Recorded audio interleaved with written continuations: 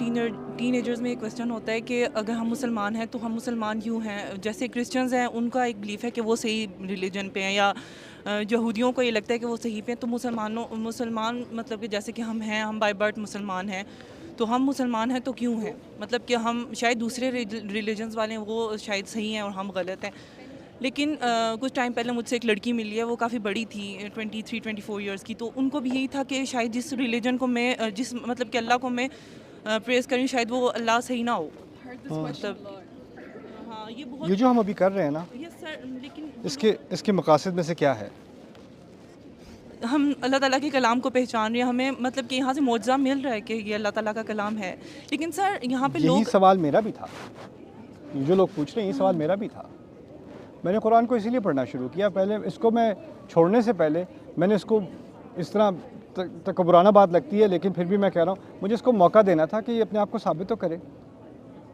अगर मैं छोड़ रहा हूँ, ठीक है, मेरे वालिदैन इसमें हैं, ऐसे ही तो मैं नहीं छोड़ दूँगा। ये तो नहीं मैं कह सकता कि मैं इसको जान चुका हूँ और देखने के बाद, जांचने देखने के बाद मुझे पता चला कि इसमें हक़ नहीं है। ऐसा होता है कि ना, ईसाई जो होते हैं ना, इसी तरह वो भी, उनके कभी कभी दिमाग में आता है कि शायद हमारा मज़हब सही नहीं है, तो फिर वो बाइबल पढ़नी शुरू करते हैं। जब वो बाइबल पढ़नी शुरू करते हैं तो उनका ईमान बिल्कुल ही गायब हो जाता है। फिर वो कहते हैं ये मज़हब से, फिर वो और मज़ाहिब की तरफ तलाश में निकलते हैं। मुसलमान ये नहीं करते। मुसलमान जब भी हमारा डाउट आता है ना कोई, तो हम कहते हैं यार पता नहीं हमारा सही है कि नहीं, सब छोड़ो। क्योंकि शैतान क्या करता है हमारे साथ, बाकी कहीं हक़ होगा, यहाँ तो होगा नहीं, तो हम उसका पहले हक़ अदा नहीं करते। तो कोई अगर आपको कहता है ना कि ये वाकई पता नहीं हम सही हैं कि नहीं, तो उनके सामने एक आप प्रपोज़ल रख दो। प्रपोज़ल ये है कि देखो, फ़र्ज़ करो आपके सामने चॉइसेस हैं, या तो आप एथियस्ट हो, या एग्नोस्टिक हो, या ईसाई हो, या जूइश हो, या हिंदू हो, जो भी हो। अभी आपके करीब तरीन एक्सेस किस चीज़ की है? इस्लाम की है ना। और कुरान जो दावा कर रहा है कि ये खुदा का कलाम है, आप उस दावे को पहले एक्सप्लोर कर लो। जब उस दावे से आप सेटिस्फाई ना हो तो फिर आप और चीज़ें एक्सप्लोर कर लेना।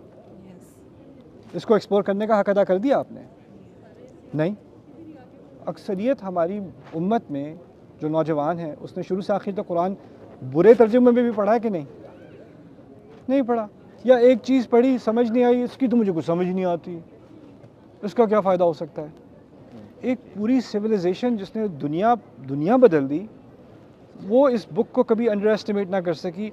आप 2 सेकंड में आपको इम्प्रेस नहीं किया तो you move on like a tick tock video, you know. यानी अब वो आपको इम्प्रेस करे आके। अल्लाह ताला हिदायत नहीं देता जब तक इंसान अपने आप को हम्बल ना करे। अल्लाह ताला हमें इम्प्रेस करने के लिए नहीं हमें कलाम दिया। असल में बात यह है कि हम अल्लाह ताला को इम्प्रेस करें, है ना। लेकिन फिर भी अल्लाह ताला ने ऐसा कलाम दिया कि इंसान का दिल बिल्कुल मुतमईन हो जाए कि जिसके सामने मैं अपने आप को सरेंडर कर रहा हूँ, वो वही वाकई हकीकी रब है, और ये कलाम इंसानी नहीं है। इसीलिए कहा है कि अगर तदब्बर वाकई करते तो एहसास हो जाता कि ये इसमें कॉन्ट्रडिक्शन होती, इसमें कोई ना कोई इख्तलाफात होते, इसमें जो है वो आपको क्या कहते हैं कॉन्ट्रडिक्शन को उर्दू में, लफ्ज़ हो जाता है तज़ाद, इसमें बहुत ज़्यादा तज़ाद होता। तो इसी की इन्विटेशन मैं दे रहा हूँ इस सीरीज़ के ज़रिए। जिन लड़के लड़कियों को एहसास है इस चीज़ का, मैं ये नहीं कह रहा कि इस सीरीज़ देखने के बाद वो बिल्कुल कन्विंस हो जाएंगे, हो सकता है इसके बाद भी उनमें डाउट्स हैं, लेकिन कम से कम सफ़र तो शुरू किया ना उन्होंने, कम से कम सफ़र तो शुरू किया। हमारे यहाँ एक इंटेलेक्चुअल लेजीनेस है, खुद पढ़ना भी नहीं है, एक्सप्लोर भी नहीं करना, फिर आगे से जजमेंट भी कर देनी है। पता नहीं क्या होगा, पता नहीं तो पता तो करो।